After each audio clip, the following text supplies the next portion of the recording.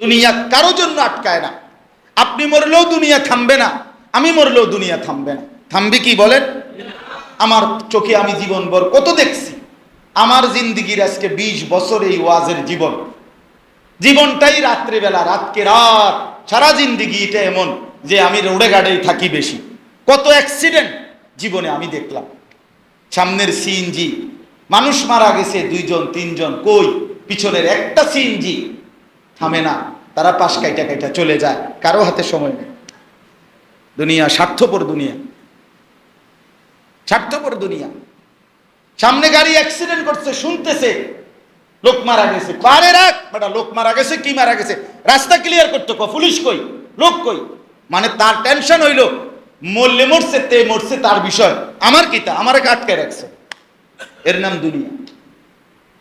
যে মানুষগুলো দাফন কাফন করে, এই ফুত, এই জি ফুত, সেরা সকাল থেকে যারা কানছে, দুপুরে জানাজা পড়াইয়া দাফন কাফন করছে বাফের, এরাও রাত্রে 9টা 10টার দিকে বইয়া ফার্মের মুরগা আর ফাঙ্গাস মাছ, তেলাপিয়া মাছ দিয়া পেট ভরা ভাত খায়। হ্যাঁ, খায় না? এরা রান্ধে নাই, আরি লগের ঘরের থেকে না খানা দিছে, খানা ঠিকে খাইয়া শুইছে। তার মানে কি? দুনিয়া থামে না কারো জন্য।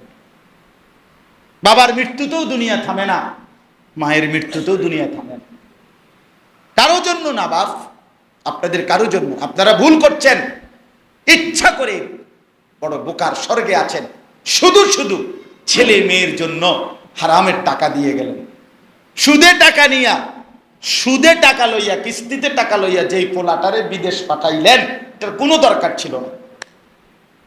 ওর রিজিকের জন্য আটকাবে না, আমনের রিজিকের জন্য আপনি আটকাবেন না। ফাঁকে থাইকা বাপ ফুট 2 জনের জাহান্নামের বুঝ করে নিলেন, নাইতো এমনিতেও টাকা কামাই করতে পারে, এমনিতেও চলতো। রিজিক মুআয়্যান, রিজিক মুকাদ্দার। তার রিজিক যদি বিদেশে, সে পৌঁছবেই, তার রিজিক যদি এখানে, রিজিক পৌঁছবে। রাসূলুল্লাহ সাল্লাল্লাহু আলাইহি সাল্লাম বলেন, ইন্নার রিজকা লা ইয়াতলুবুল আবদা কামা ইয়াতলুবুল আজাল। রাসূলুল্লাহ সাল্লাল্লাহু আলাইহি সাল্লাম বলেন, কোন মানুষের মৃত্যু যেভাবে তাকে খুঁজে নেয়, খোদার কসম রিজিকও তাকে সেভাবে খুঁজে নেয়, রিজিক তালাশ করে নেয়। আপনার রিজিক পৌঁছবেই আপনার কাছে, যার যেখানে বরাদ্দ সেখানে পৌঁছবেই আপনার, কোনো সন্দেহ নেই, কোনো সন্দেহ নেই। এই জন্য দয়া করে নিজের এবং স্ত্রী সন্তানের ক্ষতি করেন, নিজেরে নষ্ট করেন, খামখেয়ালি করেন না। খামখেয়ালি শুধু বউ বাচ্চা, সংসারের বাজার সদাই, ঘর দালান বিল্ডিং, ইট বালু সিমেন্ট, খাট পালং ফার্নিচারের জন্য গোটা আখিরাত ভুলে গেলেন। নিজের ওযু, নিজের নামাজ, নিজের রোজা, নিজের হজ, নিজের যাকাত, নিজের কুরবানি কিচ্ছুর খবর। ফালা তাসমাউন, খুব সুন্দর এরকম হবে সূরা কাসাস এর আয়াত। তবুও কি আমার কথা শুনবা না? আল্লাহ বলছে আমার কথা শুনবা না, মানে এর পরের আয়াত এটা, কুল আরাআইতুম ইন জাআলাল্লাহু আলাইকুমুন নাহারা সারমাদান ইলা ইয়াউমিল কিয়ামা মান ইলাহুন গায়রুল্লাহ ইয়াতিকুম বিলাইলিন তাসকুনুনা ফীহি। যদি দিনকে লম্বা করে আমি কিয়ামত পর্যন্ত দিন বানিয়ে রাখি, কে আছে তোমাদের আমি আল্লাহকে বাদ দিয়ে যে তোমাদের জন্য রাত এনে দিবে? আছেনি বাবা কেউ? দয়া করে আমি ওই বাচ্চার কথার থেকে এই কথাগুলো বললাম,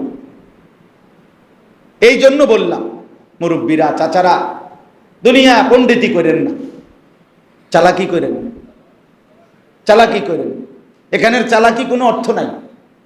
এখানে এমনি এমনি এমনি 900 করে পাশ কাটতে গেলে কেমন বুদ্ধিমানের কিচ্ছু নাই। দুনিয়া সাপেও এমনি পাশ কাটতে যায়, সাপেও এমনি বেকা চেকা হয়েই চলে। এটা কোনো বুদ্ধি, খুব আহামরি সফলতা কিচ্ছু। দুনিয়া কেউ টের পাইল না, কেউ বুঝলো না, কারো কাছে আপনি ধরা খাইলেন না, আপনি যে সুদখুর কেউ চিনছে না, আপনি যে ঘুষখুর কেউ বুঝছে না, মনে করেন আপনি যে বাটপার আপনার এটা কেউ টের পাইছে না।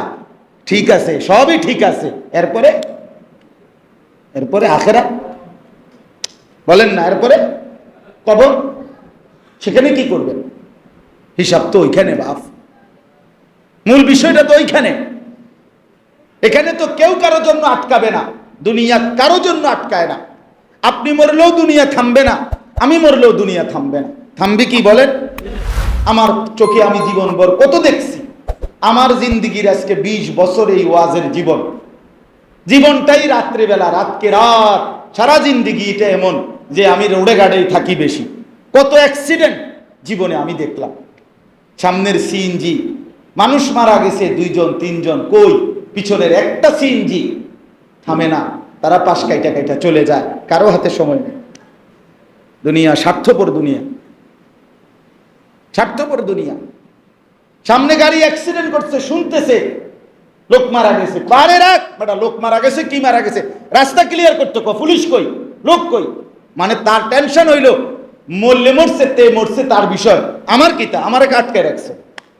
এর নাম দুনিয়া। যে মানুষগুলো দাফন কাফন করে, এই ফুত এই জি ফুত, সেরা সকাল থেকে যারা কানছে, দুপুরে জানাজা পড়াইয়া দাফন কাফন করছে বাপের, এরাও রাত্রে 9টা 10টার দিকে বইয়া ফার্মের মুরগা আর ফাঙ্গাস মাছ, তেলাপিয়া মাছ দিয়া পেট বইরা ভাত খায়। হ্যাঁ, খায় না? এরা রান্ধে নাই, আরই লগের ঘরের থেকে না খানা দিছে, খানা ঠিকে খাইয়া শুইছে। তার মানে কি? দুনিয়া থামে না কারো জন্য। বাবার মৃত্যুতেও দুনিয়া থামে না, মায়ের মৃত্যুতেও দুনিয়া থামে না, কারো জন্য না বাপ, আপনাদের কারো জন্য। আপনারা ভুল করছেন, ইচ্ছা করে বড় বোকার স্বর্গে আছেন। শুধু শুধু ছেলে মেয়ের জন্য হারামের টাকা দিয়ে গেলেন, সুদে টাকা নিয়া, সুদে টাকা লইয়া, কিস্তিতে টাকা লইয়া যেই পোলাটারে বিদেশ পাঠাইলেন, এটার কোনো দরকার ছিল না। ওর রিজিকের জন্য আটকাবে না, আমনের রিজিকের জন্য আপনি আটকাবেন না। ফাঁকে থাইকা বাপ ফুট 2 জনের জাহান্নামের বুঝ করে নিলেন, নাই তো এমনিতেও টাকা কামাই করতে পারে, এমনিতেও চলতো। রিজিক মুআয়্যান, রিজিক মুকাদ্দার। তার রিজিক যদি বিদেশে, সে পৌঁছবেই। তার রিজিক যদি এখানে, রিজিক পৌঁছবে। রাসূলুল্লাহ সাল্লাল্লাহু আলাইহি সাল্লাম বলেন, ইন্নার রিজকা লা ইয়াতলুবুল আবদা কামা ইয়াতলুবুল আজাল। রাসূলুল্লাহ সাল্লাল্লাহু আলাইহি সাল্লাম বলেন, কোন মানুষের মৃত্যু যেভাবে তাকে খুঁজে নেয়, খোদার কসম রিজিকও তাকে সেভাবে খুঁজে নেয়, রিজিক তালাশ করে নেয়। আপনার রিজিক পৌঁছবেই আপনার কাছে, যার যেখানে বরাদ্দ সেখানে পৌঁছবে, পৌঁছবেই আপনার, কোনো সন্দেহ নেই, কোনো সন্দেহ নেই। এই জন্য দয়া করে নিজের এবং স্ত্রী সন্তানের ক্ষতি করেন, নিজেরে নষ্ট করেন, কামখেয়ালি করেন না। কামখেয়ালি শুধু বউ বাচ্চা, সংসারের বাজার সদাই, ঘর দালান বিল্ডিং, ইট বালু সিমেন্ট, খাট পালং ফার্নিচারের জন্য গোটা আখেরাত ভুলে গেলেন। নিজের ওযু, নিজের নামাজ, নিজের রোজা, নিজের হজ, নিজের যাকাত, নিজের কোরবানি কিচ্ছুর খবর। যাকাত ফরজ হয়ে আছে বহু বছর, দেয় না, সংসারে জানে না। হজ ফরজ হয়ে আছে আজকে মনে 10 বছর, কিন্তু হজ করে না। কেন? সংসারে জানে।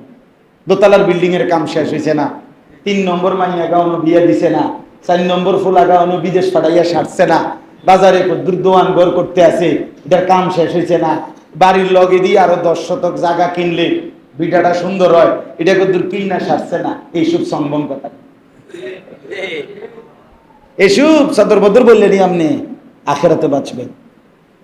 হ্যাঁ, রাসূলুল্লাহ সাল্লাল্লাহু আলাইহি সাল্লাম বলেন, যে মুসলমানের উপরে হজ ফরজ ছিল কিন্তু আদায় না করে মৃত্যুবরণ করলো, খোদার কসম নবী বলছে ওইটা হয় ইহুদি মরলো, নয় খ্রিস্টান মরলো, বেঈমান মরছে, বেঈমান। নবীজি বলছে এটা বেঈমান মরলো, বেঈমান। কি খবর বলে?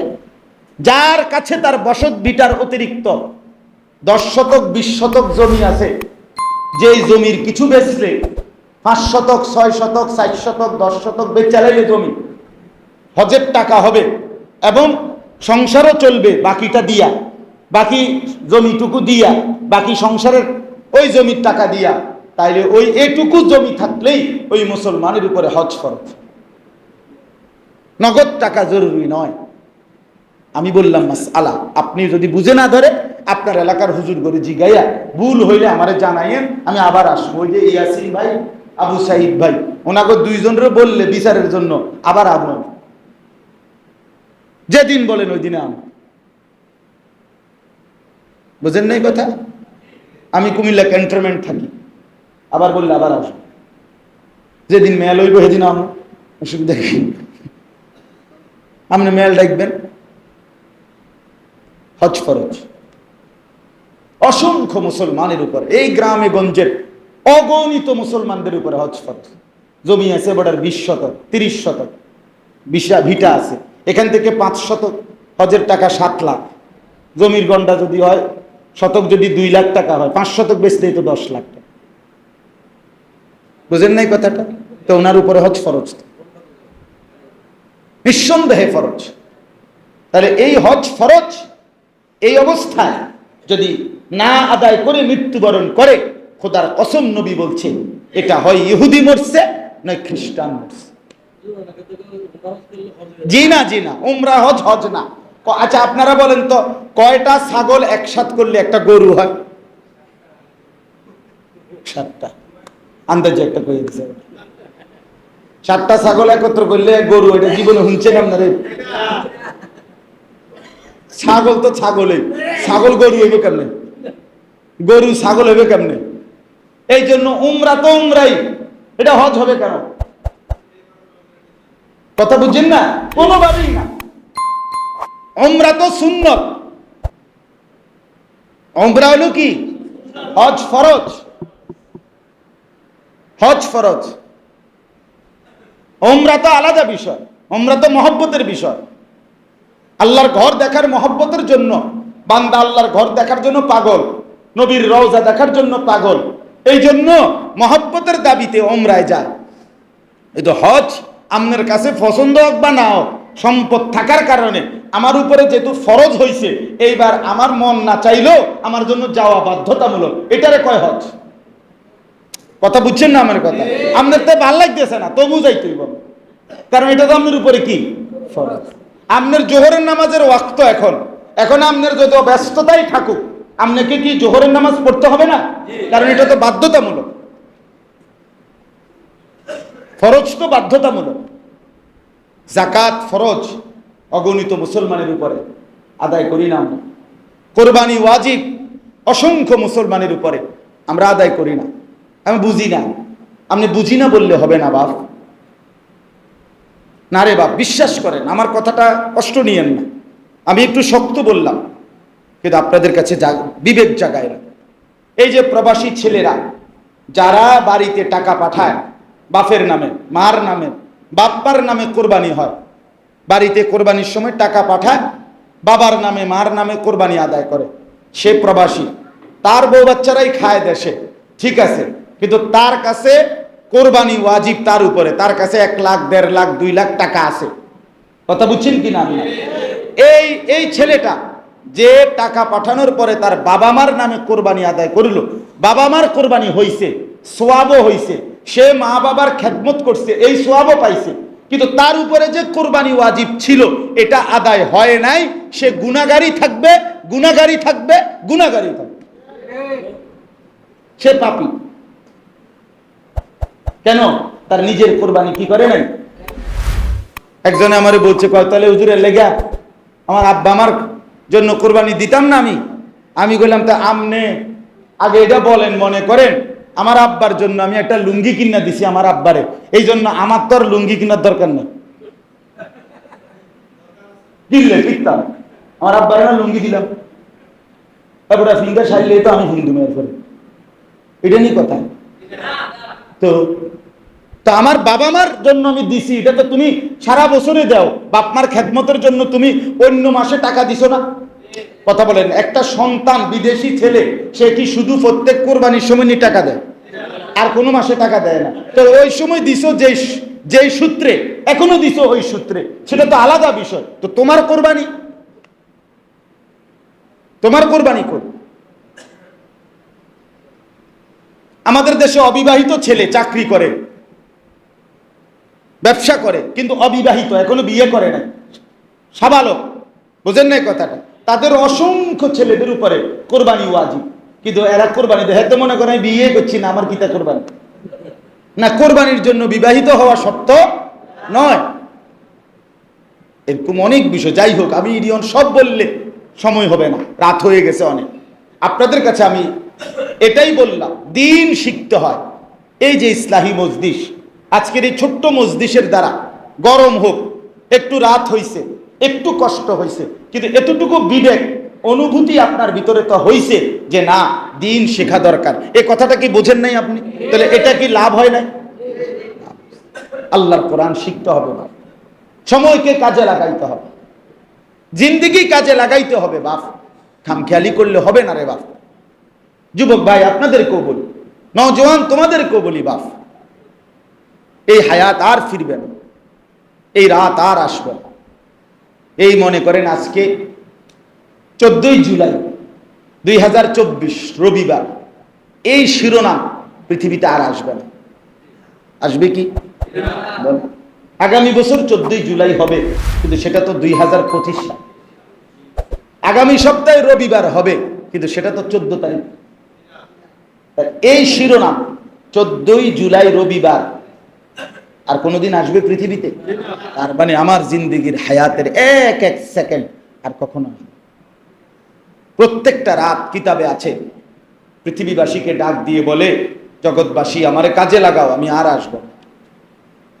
প্রতিটা দিন সকালবেলা দুনিয়াবাসীকে বলে, জগৎবাসী, হে পৃথিবীবাসী, আমারে কাজে লাগাও, আমি আর আসবো, আমি আর আসবো। নওজোয়ান ছেলেরা, আপনাদেরই সন্তান, দিনের পর দিন, রাতের পর রাত মোবাইলে নাচ গান, অশ্লীল ছবি, জেনা বেবিচারের দৃশ্য, উলঙ্গ দৃশ্য দেখে হায়াত শেষ করতে, সারা রাত সারা দিন সমবয়সী বন্ধুদের আড্ডায় শেষ। চুল দেখলে মনে হয় না মুসলমানের সন্তান, জামা পোশাক দেখলে মনে হয় না মুসলমানের সন্তান, পেশাব করে পানি নেয় না, টয়লেট পেপার ব্যবহার করে না, মন চাইলে দাঁড়াইয়া পেশাব করে, মন চাইলে বৈশা পেশাব করে। আহা, জন্তু জানোয়ারের মতো। খবর না আসছে কোত্থেকে, কে পাঠাইছে, কেন আসছে পৃথিবীতে, কোত্থেকে আসলো, কি করছে। আহ, হায় আল্লাহ, এ কেমন জীবন বাপ, এ কেমন সন্তান, এটা কেমন পরিবার, এটা কেমন সংসার। খোদার 365 দিন, এক বছরে কোনো দিন ফজরের নামাজ, আপনার 16 বছরের ছেলেটা আপনার ঘরে ঘুমাইয়া কোনো দিন ফজরের নামাজ পড়ে না। এত বড় জানোয়ার আপনার ঘরে কেমনে ঘুমায়?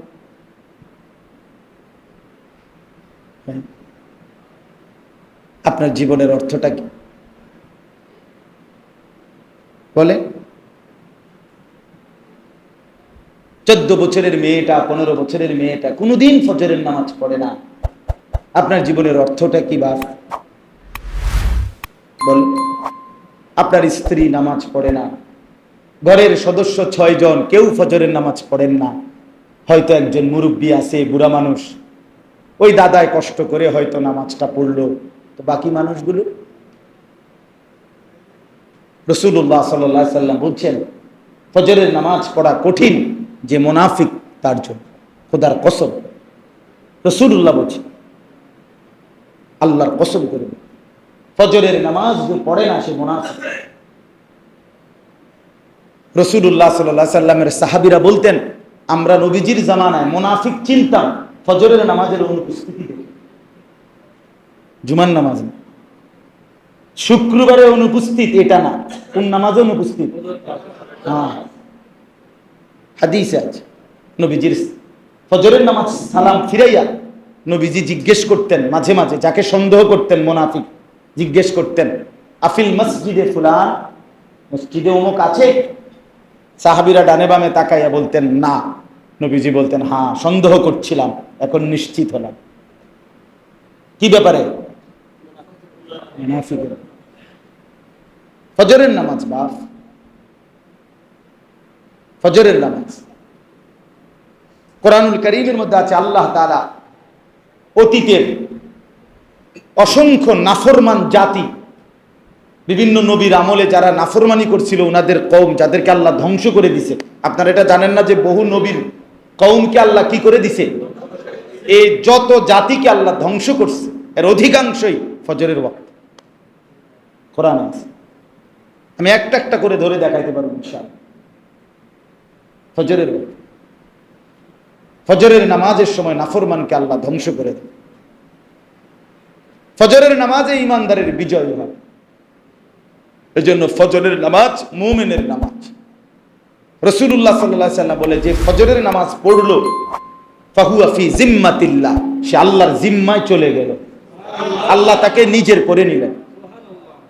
নবী সাল্লাল্লাহু আলাইহি ওয়াসাল্লাম বলেন, ফজরের নামাজ যে পড়ে না আসবাহা খবিসান, নবীজি বলছেন এটা ভোরবেলা একটা খবিস ঘুম থেকে উঠবে। খবিস বেটা, তুই খবিস, খবিস বেটা, খবিস। রাসূলুল্লাহ যে ফজরের নামাজ পড়ে না এটা খবিস। আর খবিস থাকে কোথায়? নবীজি বলছে খবিস থাকে বাথরুমে, পায়খানা। এই জন্য নবীজি পেশাব পায়খানায় ঢুকবার আগে খবিস থেকে পানা চাইতেন কিনা? আল্লাহুম্মা ইন্নী আউযু বিকা মিনাল খুবুসি ওয়াল খাবাইস। আল্লাহ, আমি খবিস থেকে কি চাই? তার মানে খবিস থাকে কোথায়? পায়খানা। তুমি খবিস বেটা। ফজরের নামাজ যে পড়ে না সে খবিস। কাসলান